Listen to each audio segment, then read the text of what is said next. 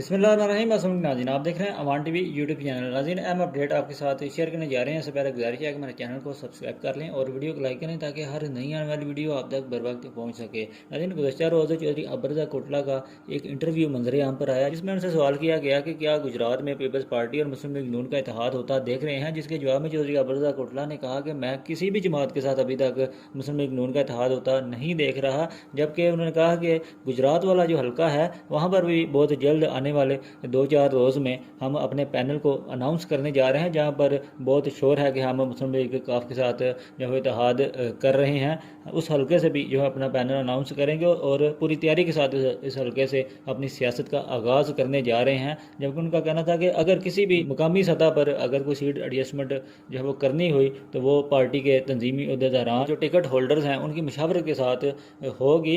नाज़रीन, इस बयान के बाद अगर गुजरात की सियासी सूरत हाल देखी जाए तो चौधरी सालिक हुसैन जो कि MNA के उम्मीदवार हैं गुजरात के हल्का से, और चौधरी शाफी हुसैन जो कि सूबाई असम्बली के सीट पर जो है इलेक्शन लड़ने का ऐलान कर चुके हैं, उनके लिए ये एक सियासी तौर पर ख़तरा साबित हो सका है। जी नासिर महमूद और उनके पैनल के लिए ये एक जो है वो खुशी की खबर जो साबित हो सकती है आइंदा इलेक्शन में, अगर चौधरी अब्रज़ा कोटला जो है वो ज़िले सतह पर किसी किस्म की सीट एडजस्टमेंट नहीं करते काफिले के साथ। आपके ख्याल में किस उम्मीदवार के जीतने के चांसेस ज़्यादा हैं? कमेंट बॉक्स में ज़रूर आगाह करें। आइंदा क्या सियासी सूरत हाल बनती है आने वाले वक्त में वाज़ेह हो जाएगा। मज़ीद अपडेट्स के लिए देखते रहें अवान टीवी।